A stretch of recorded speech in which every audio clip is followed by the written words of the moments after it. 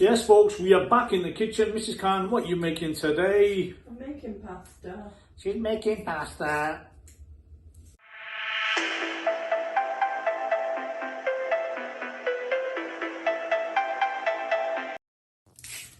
So Mrs. Khan is cutting the onions. It's getting ready. I'm just getting one small onion.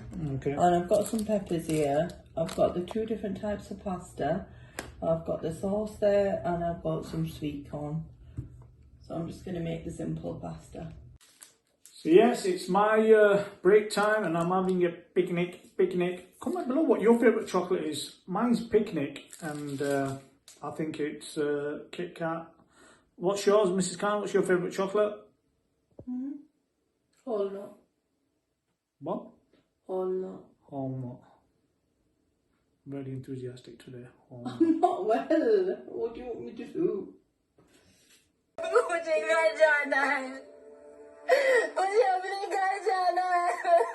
3 hours later, we're still cutting the onions. We're very slow today.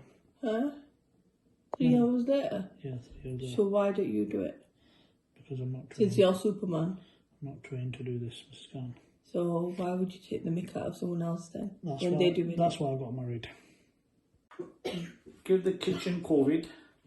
Anyway, the whole purpose of you getting married to me is so you can put some food on the table for me, Mrs. Khan. That's not what you said before you got married to me, did you? Let's move on. And my mum is a witness to that. Let's move my on. mummy is Let's a witness move to that. on. That's not what you said before you got married to me. You said you didn't want a cook. Bloody, these marriages are not bloody talking to them. So Mrs. it's Khan. Zaban ko nahi tusani. Zaban ik ko nahi. Mukri jane ho galla par na. Gal kuch aur karni ho, baad vich kuch aur karni ho. Change is like the weather. The onions are being washed. Yeah. So yeah, I'm just cutting the peppers now. And we can see that. I'm just going to put a bit of all the colours. The pan's out. Yeah, we've got the pan out. Yeah, so I've just washed all the veg. So she's done the sweet The corn. sweet corn. I've just chopped up the peppers and I've got the onions ready as well. So what's that left over? I had a small onion and I've just used that much and I think that's enough. I don't want to use too much onions.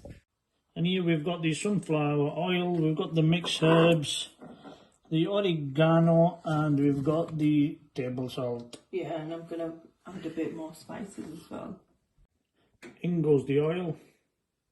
Just a bit of oil.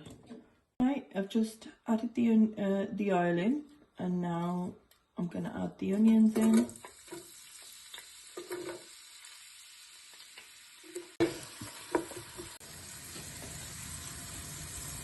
So what's the next step? So the next step is to boil the pasta.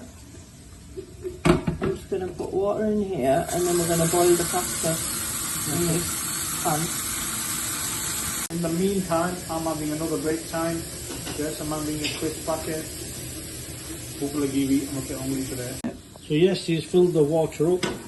That's the water. There you go. I'm just going to let that boil. And then you've got the onions going as well. Yeah. So I'm going to let that boil and then I'm going to add the pasta. Yeah, how can we forget the green chilies? Completely forgot. So yeah, I've just got 2 green chilies as well and I'm going to add them as well. So I'm just going to chop them up. Right, so I'm going to add the green chilies and let them cook.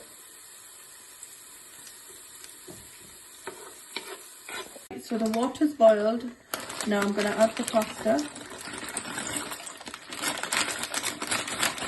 I'm going to add the curly pasta.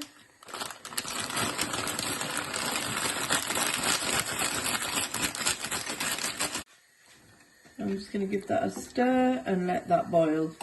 For how long? For 10 minutes. So now the onions are done. I'm going to put the sauce in.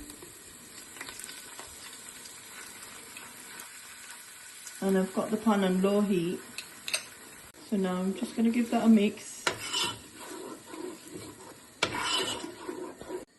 Now I'm going to start putting the spices in. So I'm just going to add some salt. So now I'm going to add some pepper.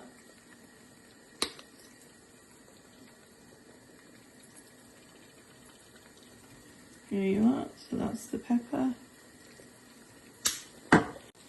Now I'm going to add the mixed herbs. Now I'm going to add a bit of oregano.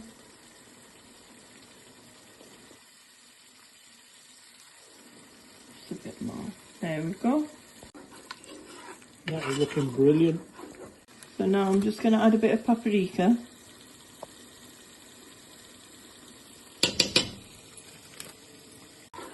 Yeah, so I've got all my spices in now and I've got my sauce in. So now I'm going to add my veg in, because I like to add my veg at the end because I don't want the veg to get overcooked.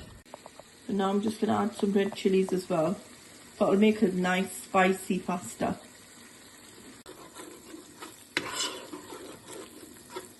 Adding a bit of water. Just a bit of water.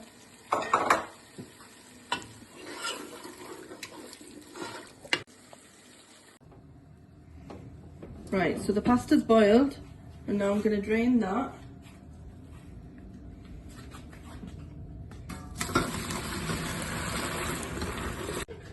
So yeah, the pasta's been drained. So now I'm going to add the peppers in. So now I'm adding the peppers in. So now I'm just going to give that a mix. So yes, that is looking nice and colourful. That looks awesome, brilliant. So now I'm just going to add the pasta in. And now let's give that a mix. That's actually looking brilliant, that. Yeah, Mrs. Khan. Yes, it is. Look at that. I'm just going to let that cook. It won't be long now. A simple recipe, but you know what? I'm telling you, the way Mrs. Khan's made that, it is Rezadar.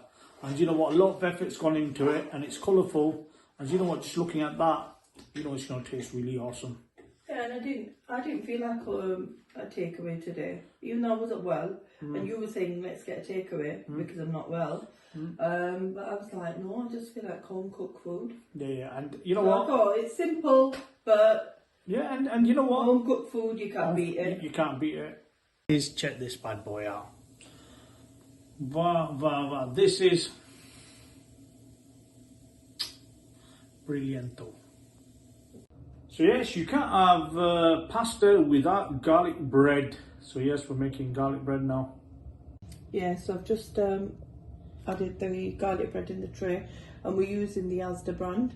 This one's good actually. Yeah, We've so had it a I'm just couple of gonna times. bake that. It's nice. So yes, Mrs. Khan, put that in the oven. There we go. Yes, that's going in the oven now. And I'm just gonna put the oven on. And check the garlic bread. Mrs. Khan, that's Yes. cooked to perfection. The food is ready. Next day. So yes, Mrs. Khan, aaj na masla, today's masla. आप मुझे ये बताएं, आपने मसला centre खोला है? ये समझी कि मसला फिर है. कोई मसला है? Masla. Anyway, my friend's called Majboor. मजबूर? जिंदगी ना भी मजबूर, मसले ना भी मजबूर. हर तरफ मजबूर बेचारा. Majboor bichara. Anyway, my friend has been married 2 weeks ago. He got married. He wanted to get married to this girl. His parents agreed. He got married. So yes, the nikah was done. They've had a big bash. He's come home. Yes, he's come home. 2 weeks later, yes, his wife is having issues with the mother-in-law because he's telling me his mum, who is the lady's mother-in-law, she's too strict. She's not letting the girl talk to her parents on the phone. They want to go out together as a couple. She's putting restrictions. They want to go on honeymoon. She's putting restrictions. She's telling them she can't go. They both can't go.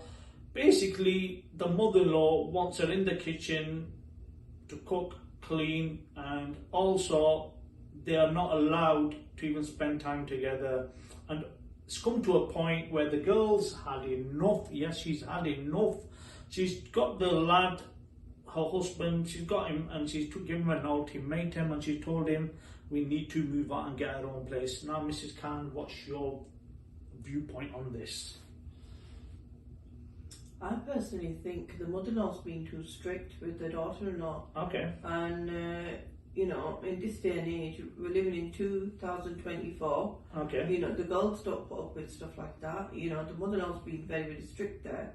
You know, she needs to calm down. Calm down. Yeah, and most likely if the mother-in-law's got daughters, she'll treat her daughter-in-laws different, and then she'll be treating her daughter-in-law different, which is not right. Okay. You know, treat her like a daughter as well. You brought into the house. It's only been 2 weeks. They've been married. Give them a chance. Because what's happening is the girls actually told her husband is like she's tried making it work. She's tried being nice to the mother-in-law. She's even tried making a cup of teas, and she has been cooking this, that, the other. And she goes, whatever she's doing, basically, the mother-in-law is not accepting anything. That's basically. not nice of the mother-in-law to do that then. She shouldn't have even got the son married. If she wanted the son to herself, she should have kept the son to herself. Well, that's what it seems like. I think she's very overprotective. It feels like the mother, his mum, wants the son to herself, and she can't let go of him. No. And now that it's the marriage has come to a point where baby, as they call them these days. There's a new name for women these days, babies. So yes, it's the baby. So it's the baby or the mum, and it's a difficult one. I understand that. So now he's saying, what should he do? The mother-in-law needs to give the daughter-in-law a bit of time. With time, obviously, she'll probably start doing everything. But, you know, putting restrictions on her, saying to her she can't ring her mum up, she can't ring her family up, that is too extreme now, come on. And also you can't control your daughter-in-law to that extent, it's not right. And she's put a stop to her, the daughter-in-law, going to her mum and dad's house as well, and even to see her brothers, as you said, no, you can't. See what I mean? Like, she can't ring her family, she can't go to see her parents and stuff. We're in 2024, come on. You know, this used to happen like 50 years ago.